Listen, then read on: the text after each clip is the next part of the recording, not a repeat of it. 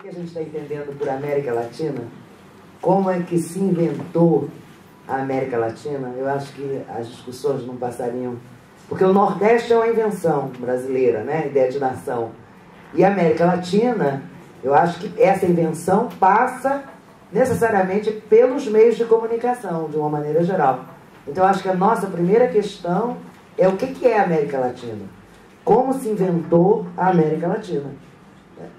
Não é? E eu acho que a gente precisa um pouco também, é a nossa primeira questão, que é uma questão mais do que espacial, não é? Espacial simbólica. Eu queria que você discutisse um pouco isso, porque você coloca como central na sua fala a questão da história social. Então, se a questão da história social é central, o que a gente está entendendo por América Latina e qual é o papel dos meios de comunicação, entendido cinema, televisão, na invenção da América Latina?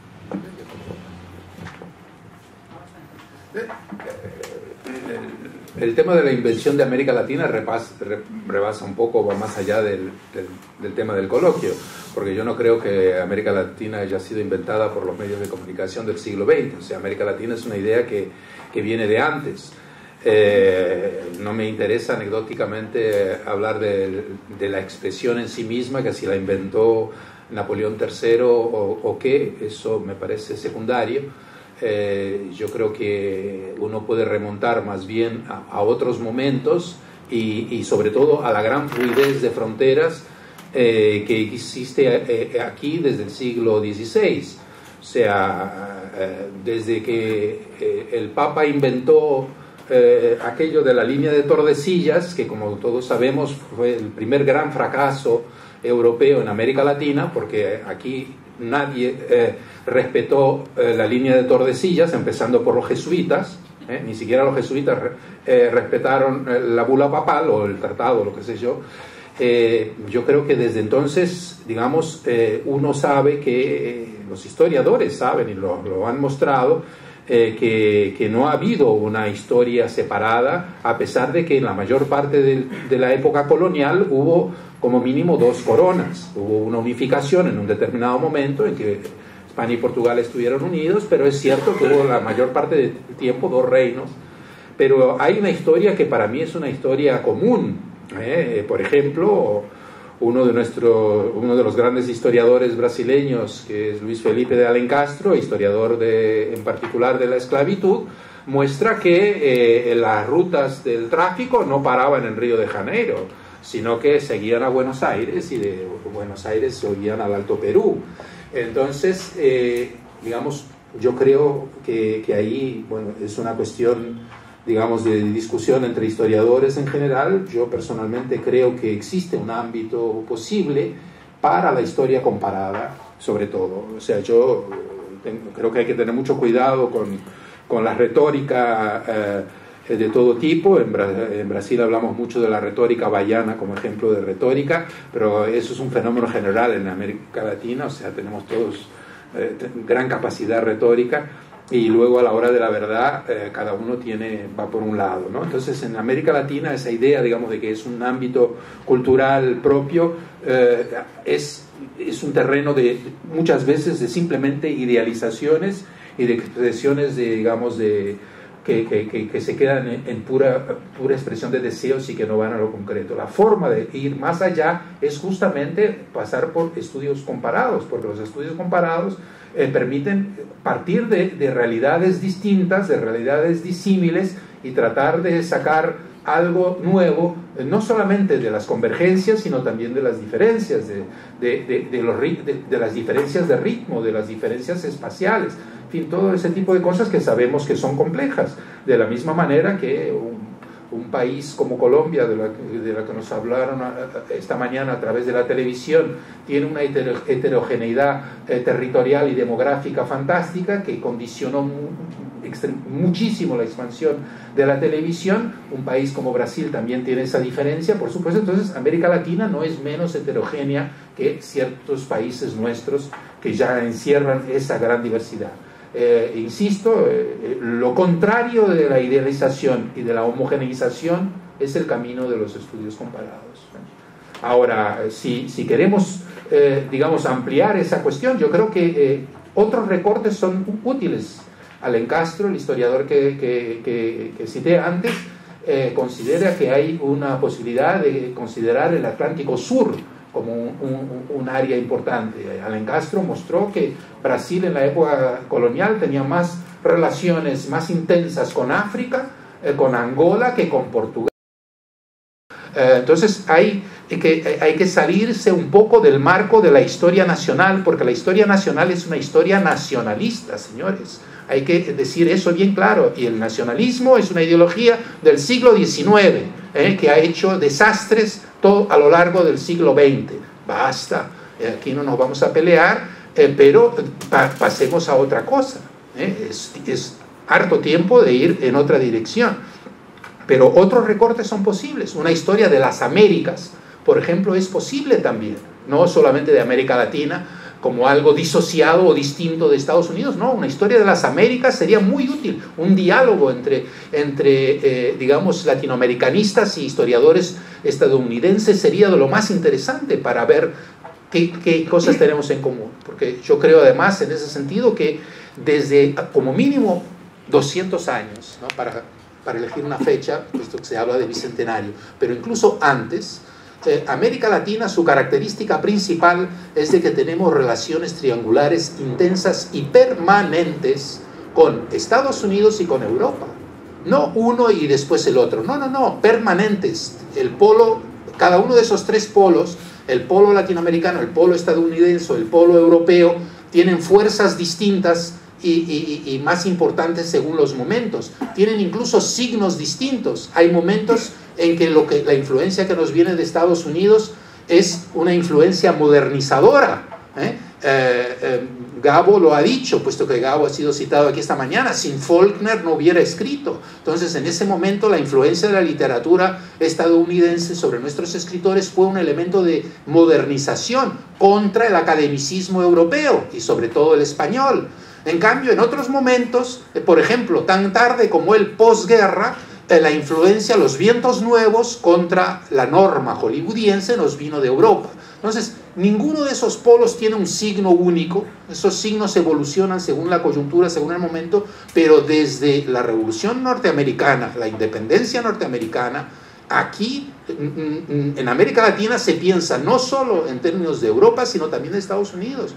Eso de que el bicentenario, las independencias fueron las ideas solamente de Francia, no es cierto, fueron las ideas americanas también, las ideas norteamericanas también. Entonces, desde aquel momento, como mínimo, yo creo que hay en todos los ámbitos de la música, de la literatura, de las ideas, de la educación, en el cine, por supuesto, vivimos en esas relaciones triangulares y eso es lo que hace nuestra originalidad, porque fíjense que ni África ni Asia tienen esa relación triangular con Estados Unidos y con Europa. Eso nos es propio, eso nos es característico, eso es lo que nos da nuestra originalidad y eso es lo que permite que tengamos relaciones con Estados Unidos o con Europa que no caigan en esquemas binarios donde se trata de saber si somos a favor o en contra, o si somos subordinados o si somos independientes. Somos nosotros con ese diálogo constante con esos dos pueblos. Nada más, sin afán de discusión, pero yo creo que después de establecer este diálogo o este tipo de trabajos que nos pueden llevar a la comparación, hay que regresar a seguir estudiando los cines nacionales y los cines locales, ¿no? También, o sea, yo creo que una cosa no necesariamente rompe con la otra. Lo digo porque todavía hace falta avanzar mucho en el estudio de los cines nacionales, si es que tienen esa connotación de nacionales, ¿no? O si es que le queremos dar esa connotación de nacionales. Aunque sea considerándolo por zonas o por espacios, todavía yo siento que en América Latina, o en lo que llamamos América Latina, para no discutir, hace falta, hay un mar a lo mejor ya ni siquiera de encontrar más allá de lo que podemos encontrar, sino de analizar lo que ya se encontró, ¿no? Entonces, pues creo que tampoco habría que olvidar esa dimensión de lo nacional por ese problema que todavía tenemos que enfrentar como un problema historiográfico. es lo que yo diría, ¿no? Lo único que quería decir es que me parece, con esta cuestión de los estudios comparados, ¿no?, que uno de los elementos a lo mejor más interesantes en relación, no solo como vos decías, no solo en la relación de la comparación con entre América Latina, lo que llamamos América Latina, sino también con Europa y Estados Unidos, es pensar en las diversas temporalidades de diversos fenómenos, por ejemplo, digamos, de expresión de diversos lenguajes en el caso del cine documental. Se me ocurrió este ejemplo porque lo tomo justamente de una idea de Paulo, de algún libro que ya no me acuerdo cuál es, que alguna vez la conversamos, que es esta idea de un momento donde el cine directo, de alguna manera el cine directo latinoamericano, lo que se llama el cine directo en los años 60, no se percibe en diferencia con lo que es el cine directo mundial, digamos, ¿no? O sea, las tendencias francesa y norteamericana claramente. Y donde hay otros momentos donde eso aparece diferenciado, y donde ahí a veces ciertos discursos, ciertas cuestiones impiden ver efectivamente si esas diferencias son reales o no. Es decir, digamos, el cinema verité y el direct cinema, en el caso norteamericano, en relación con la producción de los primeros 60, por ejemplo, de los primeros proyectos de la caravana Farcas, vos decís en algún lugar ahí donde, en el texto, bueno, ahí hay como una sintonía con lo que está pasando un poco en todos lados, que después, bueno, en su texto ya clásico un poco lo reagrupó Marco Orels en aquel texto para la UNESCO, que incluso incluyó la televisión. Ahí hay como una sintonía que después, a lo mejor por procesos, digamos, de radicalización en algunos lugares, por procesos de modificación en otros, después aparecen temporalidades diferentes y hay que ver hasta dónde son tales. A mí me parece que el tema, esto lo digo porque me parece que el tema de los estudios comparados es encontrarle, es, digamos, caminar ese riesgo para encontrarle productividad cuando se establece la comparación, ¿no? Es decir, sabiendo que siempre, digamos, siempre es muy difícil hacer la comparación, pero al mismo tiempo siempre puede iluminar ciertas zonas que a lo mejor ciertos discursos nos habían hecho perder de vista. Y en relación con lo nacional, un poco comparto en otro sentido, que es, me parece que hay ciertas zonas de la historiografía del cine latinoamericano que centraron mucho también en ciertos periodos donde lo latinoamericano es, digamos, una construcción, como el tercermundismo, etcétera, donde lo latinoamericano aparece como una apuesta común. Muchas veces en esos momentos se perdió de vista ciertas cuestiones de tradiciones nacionales en lo que ahí llegaba. Entonces nosotros decimos, para dar un ejemplo obvio, ¿no?, el mito del Festival de Viña del Mar de 1967, el menos politizado, ¿no? Supuestamente el primer encuentro de los cineastas del cine latinoamericano en Chile. En general lo asociamos a lo que ahí confluye cubano, brasileño, argentino, ¿no?, lo que había venido de Birri, y a lo mejor algo chileno, pero ¿cuánto se leyó ese primer encuentro en relación con una tradición de un festival de Viña del Mar que tenía ya años, varios años de un festival nacional? O en el caso, por ejemplo, del Sodre, justamente nosotros intentábamos decir, bueno, en realidad no es que Grierson viene y establece un punto de referencia, digamos, sino que Grierson existía de alguna manera como una influencia, que eso es lo que intentaba decir, desde años previos, que en realidad es una influencia, y creo que en gran medida eso Paulo nos enseñó a mirarlo bien con la idea esta del neorrealismo latinoamericano, o yo digo del neorrealismo expandido que decís en algún lugar.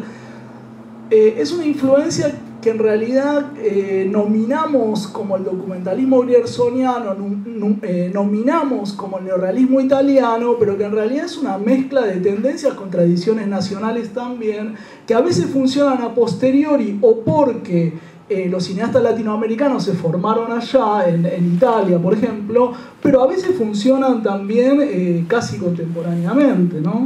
Entonces me parece que quería poner estos matices respecto de la cuestión comparativa, que bueno, que me parece muy importante, pero con estas cuestiones, ¿no? Para Pablo o a quien le interese, en términos de lo que se habló de la edad de ver en el cine en México y en Argentina, y recuperando algo que me parece que para nosotros como argentinos es una forma de contar la historia bastante clara y recurrente en cuanto a la mala relación con Estados Unidos, el bloqueo económico y puntualmente lo que se llamó la crisis del celuloide dentro de ese bloqueo económico, y cómo eso habría perjudicado a la cinematografía argentina y la habría hecho perder competitividad en el contexto de Latinoamérica. Y yo no conocía en absoluto, conozco nada de cinematografía mexicana, no conocía los números que diste, Eduardo, y puntualmente cómo los números de la producción mexicana, cinematográfica mexicana, son más altos incluso previo a la crisis del celuloide, incluso a fines de la década del 30 en México que en Argentina. Entonces me quedé pensando, y esa sería la pregunta, ¿en qué medida, más allá de la escasez de celuloide, que sin duda afectó la producción argentina de una manera muy severa durante al menos 3 o 4 años, más allá de ese suceso puntual, ¿en qué medida otros elementos, y puntualmente se me ocurre pensar en la estructura de la cinematografía mexicana o en la organización económica puntualmente, pueden haber explicado también el desplazamiento de una cinematografía no para hacer una historia contrafáctica de qué hubiera sucedido si no hubiera habido crisis de celuloide, sino pensando que el terreno que se perdió nunca se pudo recuperar y que de alguna manera, desde el punto de vista mío particular, que desconocía la dimensión mexicana, siempre quedaba como una cuestión que se había perdido no por un competidor claro, como aparece ahora ante los números México, sino simplemente por un problema puntual donde México no interviene, sino que el que interviene es Estados Unidos. Bueno, espero que eso sea claro. Bueno, el problema de la crisis del celuloide, que es un problema de la guerra principalmente, yo creo que afectó a Argentina, pero porque Estados Unidos administró la venta, la distribución de película virgen, ¿no? Al menos hay algunas estadísticas en ese sentido, y entonces favoreció a México en ese sentido, ¿no? O sea, el que tenía la película virgen diseña una política, abre un poco, primero abrió, es que eso no lo pude decir porque me sentía muy quemado de tiempo, pero hay un momento en el que la OCAIA, la oficina que estaba encargada de esta estrategia en Estados Unidos, mira hacia los países de América Latina para apoyar a todas las industrias que ya se habían desarrollado, que estaban en desarrollo, para apoyarlas, para que a su vez esas industrias generen películas que apoyen el panamericanismo, ¿no? La unidad panamericana. Y la hipótesis es que pudo haber apoyado a México, a Brasil, a Argentina y a España, o sea, que eran las que estaban ahí, pero apoyó más a la mexicana por varias razones. Una de ellas fue la cercanía geopolítica, el hecho de que México inmediatamente se declaró favorable a la lucha de los aliados. Argentina se mantuvo neutral, el gobierno argentino se mantuvo neutral o que externó una cierta neutralidad que a ojos de Estados Unidos le pareció sospechosa, ¿no? En Argentina, por la tradición con Italia, con los nexos con Italia, que en ese momento era la Italia fascista, pues eso le parecía a Estados Unidos sospechoso. En el caso de España, pues estaba Franco, que no podía, que había llegado al poder gracias a los nazis y a los fascistas, entre otras razones, ¿no? Brasil se hablaba portugués, ¿no? Entonces apoyar a Brasil para tratar de entrar y meter el cine brasileño en los demás países implicaba, entre otras cosas, el problema de la traducción. Entonces el mexicano la industria fílmica mexicana era la que más le servía en todos sentidos. Entonces Estados Unidos, de alguna manera, vendió, el que tenía el poder vende, ¿no?, lo que quiere y a quien quiere, en una coyuntura muy particular, que era esa, y entonces, pues, ese fue uno de los factores que afectó a Argentina, ¿no?, de rebote, pues, porque tú podías pedir la película, pero te decían no hay, y en cambio si México la pedía, le decían si hay, no la que a lo mejor México hubiera querido, pero porque sí estaba escaso de todas maneras. Entonces, en esos juegos de distribución el más afectado fue el cine argentino, sin duda, pero lo fue justo en el momento en el que ya estaba aprovechando el cine argentino la crisis del cine mexicano para reposicionarse. Entonces, hay una serie de vueltas de tortilla, ¿no?, como decimos en México, y el cine mexicano termina favorecido. Pero lo que yo trato de decir aquí es que tampoco, como pensamos en México en algún momento, tuvimos el dominio pleno, ¿no?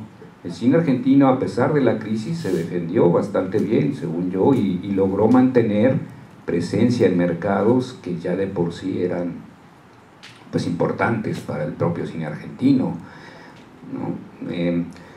Yo por ejemplo, y por eso preguntaba a algunos colegas si sabían si acá en Argentina ya hay un estudio de, por lo menos, de películas, del número de películas estrenadas por nacionalidad, por año en esa época, ¿no? Y parece ser que no la hay, porque también sería un punto de comparación. Yo lo que sé es que, por ejemplo, las cifras que tiene en su libro Cine Argentino Octavio Getino, ¿no?, que no leí, pero que aquí traigo, ¿no?, dicen que entre 45 y 49, que son los años más o menos en los que me ubico, por lo menos en la segunda parte del texto, se estrenaron 182 argentinas en Argentina, por 1856 extranjeras. O sea, ahí no hay una subdivisión de las películas por nacionalidad en este caso, ¿no? Entonces, mi hipótesis es que de esas 1850 y tantas, la gran mayoría eran hollywoodenses. ¿Cuántas mexicanas había ahí? ¿Cuántas mexicanas fueron de todas esas? Entonces ahí podríamos, por ejemplo, cotejar con las mexicanas, las argentinas que se estrenaron en México, ¿no?, para medir cómo en cada uno de los mercados, cada uno sí tenía una preeminencia por sobre el otro. ¿Y eso qué significación tenía? O sea, por ahí podríamos empezar a seguir investigando. Por eso yo digo que es muy importante ahora que las nuevas generaciones de historiadores, igual algunos por lo menos, se vuelquen a estudiar eso en el resto de América Latina, y podríamos tener ya entre todos un panorama un poco más certero y cercano a esta fenomenología de la llamada época de oro del cine mexicano, que igual como la época de oro a la que aluden los clásicos era un mito, ¿no? Entonces también en el caso del cine mexicano, pues puede ser, es un mito para mí, sin dejar de entender que sí tuvo México una hegemonía o una forma hegemónica sobre los demás mercados, sin dejar de reconocer a su vez que esa forma hegemónica sirvió en un momento coyuntural para que nuestras culturas se reforzaran de alguna manera, ¿no? Se conocieran, dejaran huella. La cultura mexicana dejó otras formas de huella en esos países, ¿no? En fin. Y para terminar, yo hace unos años se celebró en Guadalajara, bueno, una de las ediciones del Festival de Guadalajara, se homenajeó a Argentina, el país homenajeado fue Argentina, la cinematografía homenajeada por la Argentina, y varios cineastas que fueron allá a México declararon que para ellos el cine mexicano había sido importante, reconocieron que el cine mexicano había sido muy importante y se referían justamente a esta época, los 40, 50. Pues supongo que sí lo fue, pero yo creo que hay que todavía aterrizarlo en algunas cifras, ¿no? Yo no sé qué películas mexicanas se estrenaron en Argentina en esa época, ¿no? Me gustaría venir a hacer ese trabajo, pero si lo hace alguien acá, pues mejor. Mejor, porque así se entiende el fenómeno también desde acá, ¿no? Y se complementa, en fin. Entonces, y al final no sé si respondí a tu pregunta, pero por ahí creo que iba. Estoy de acuerdo con Eduardo y quisiera añadir un par de cositas que creo que hay que tener en cuenta, ¿no? El cine argentino, después de la introducción del sonido, es el primer cine de lengua española que tuvo éxito junto a su propio público, que era un público apreciable. En aquella época Buenos Aires era la mayor ciudad de América Latina. No fue solamente en 1910 cuando era la única gran ciudad de América Latina y el resto era provincia. Es cierto que hasta ese momento el resto era provincia, México incluido, antes de la Revolución. Y Río de Janeiro era, digamos, una corte menor. Pero, bueno, en los años 30, el único gran cine, películas que tienen un gran éxito y que tienen incluso repercusión internacional, son las argentinas. Yo quisiera recordar que una parte de los ingredientes por los que tuvieron éxito eran tan fuertes que los cooptó, que los recuperó las empresas norteamericanas, y que hoy lo único que sobrevive y que todavía circula en el mundo entero de la producción norteamericana en lengua española, que fue muy importante. Hay más de 130 películas hechas en los años 30. Las únicas películas que sobreviven hoy, 80 años después, son las de Gardel. Y Gardel no lo inventaron los norteamericanos. Cuando Gardel lo contratan, ya era Gardel. Entonces, de la misma manera que cuando contrataron años después a Carmen Miranda, sí. Bueno, bueno, pero de la misma manera que cuando contratan a Carmen Miranda ya era Carmen Miranda, por lo menos entre Brasil y Buenos Aires, porque ella vino aquí también. Entonces, hay, digamos, ese elemento que hay que tener en cuenta. Segundo, yo creo que donde fracasaron los productores argentinos fue en su estrategia internacional. O sea, la estrategia internacional del cine mexicano fue mucho más exitosa. Y fue más exitosa ¿por qué? No solamente porque las películas estaban mejor hechas, o porque había más estrellas, o porque no sé qué, sino porque había una distribuidora internacional de películas mexicanas. Telmex era una empresa comercial, pero que tenía el monopolio de la comercialización internacional de las películas mexicanas. Telmex se comportó en América Latina como una major company norteamericana, y de la misma manera que la Metro-Goldwyn-Mayer en los años 30, la Telmex en los años 40 construyó grandes teatros dedicados exclusivamente al cine mexicano en Caracas, en Bogotá, en Río de Janeiro, donde se llamaba el Cine Azteca, en varias capitales. O sea, hay una capacidad de acción unida que nunca tuvieron los productores argentinos. Yo estaba conversando el otro día con Clara Krieger, que no puede estar aquí porque tenía clases, y ella me decía, pero si nunca se juntaron, si no se podían poner de acuerdo en los años 45, 55, y no se ponían de acuerdo, ¿por qué?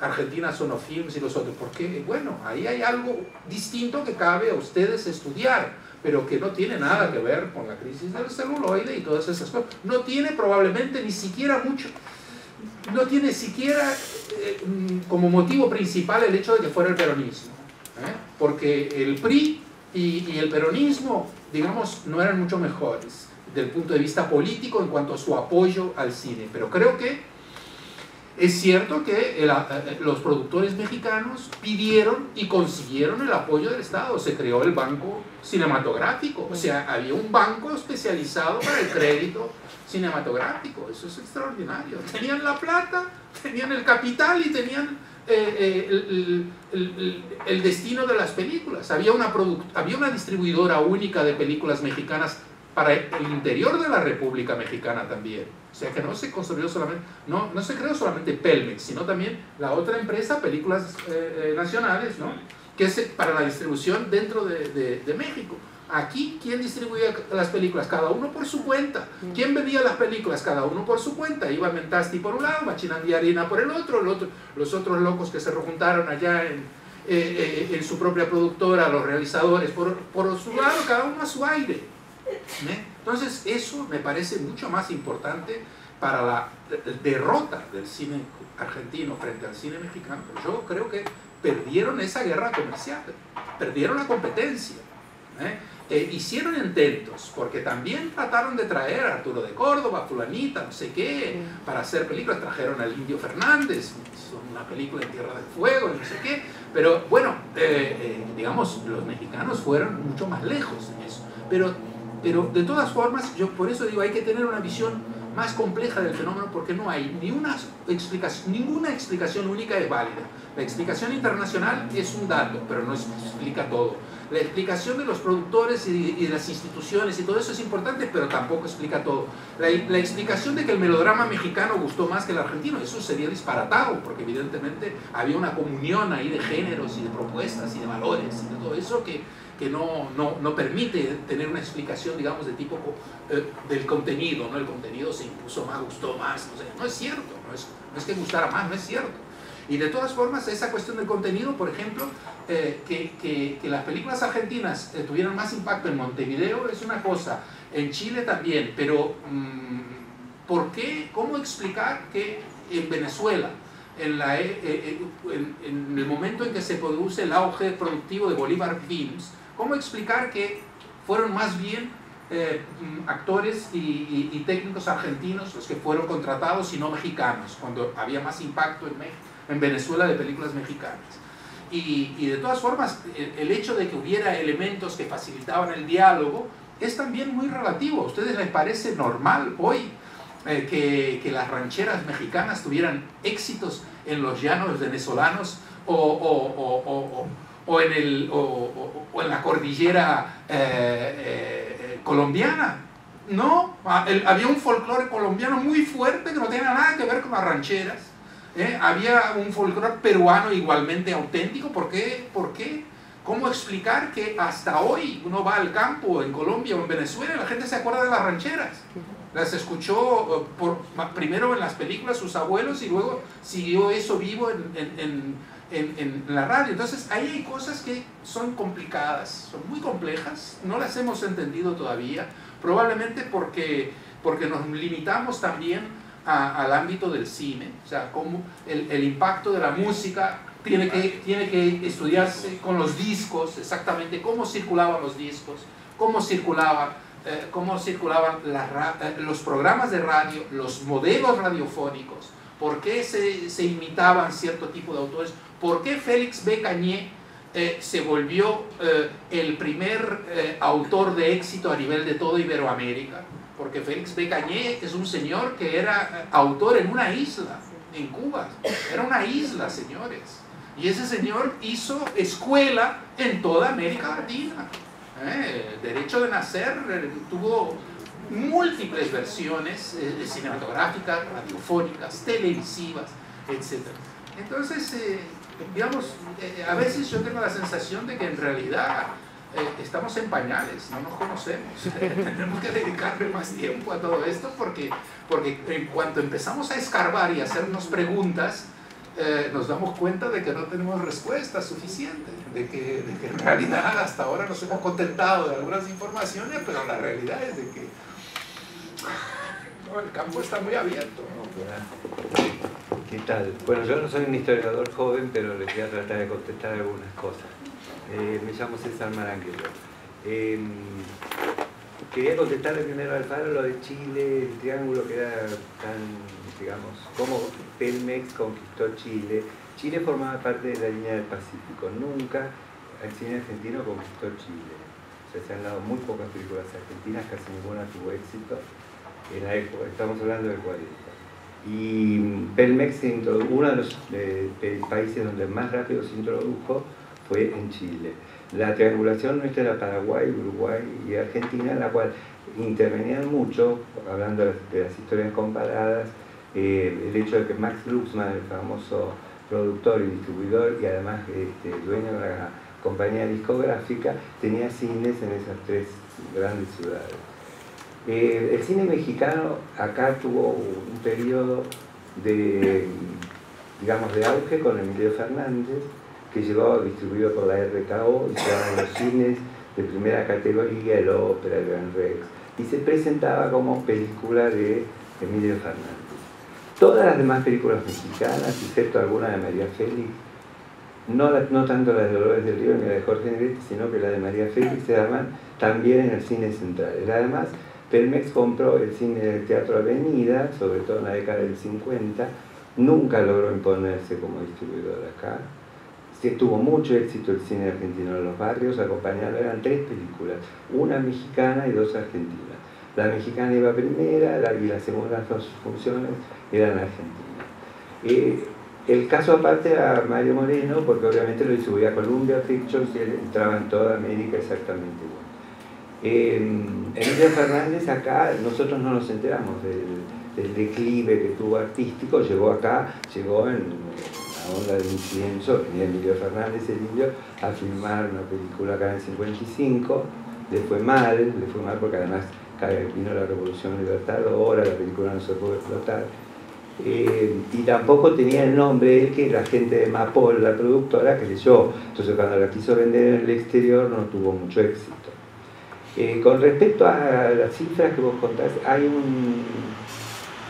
una publicación acá gremial que se llama Heraldo del Cinematografista, para la que trabajaba Domingo de Núbila, que fue nuestro primer historiador cinematográfico, que historia, digamos, hace una narración, un relato a través de la historia del gremio de la exhibición.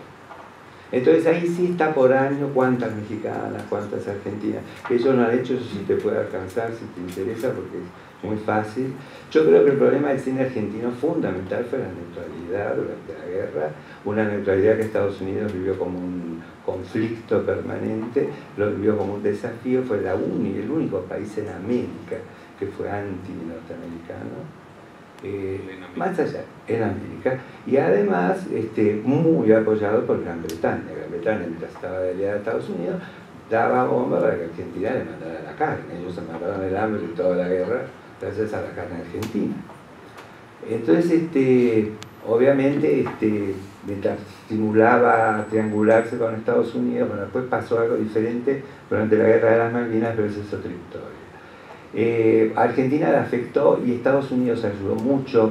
Si vos te acordás, también compró la RKO a través de la familia Rockefeller las muchísimas salas en México, hizo cadena de exhibición de películas mexicanas para su propio país, cosa que acá nunca logramos. Y acá lo que ayudó un poco a que el cine argentino siguiera existiendo fue el decreto de protección del año 44, que firma Perón cuando todavía no era presidente, sino que era un coronel.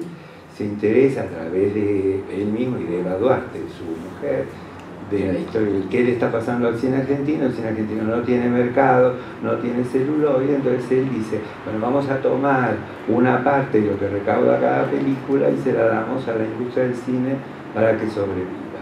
Ya desde 1944 el cine argentino podemos decir que es oficial, que es, digamos, estatal. Porque, bueno, sin el apoyo del Estado no sobreviviría. Y con respecto a la influencia del cine mexicano, yo te voy a decir, en los barrios era muy importante y gustaba mucho la música. Pero lamentablemente Libertad Lamarque, por ejemplo, que había sido una gran estrella, mi generación, que yo era muy chiquito en los 50, no la conoció porque estaban prohibidas las películas de ella. No por el peronismo ni nada, es como que en una época, mientras vivió Evita, no se dejaron de ahí, después la tradición de que no se dieran siguió. Entonces las películas de ellas empezaron a darse en el 56, 57, cuando en realidad en México ya estaban en decadencia y acá recién veíamos las de 51, 52. Acá hubo además un bloqueo del cine norteamericano, 50, 51, 49, 52, digamos, implementado por Apol en su política para presionar a Estados Unidos de que invirtiera en Argentina, y hizo eso que todo el cine norteamericano de esa época llegara también con enorme retraso. Pero las cifras están.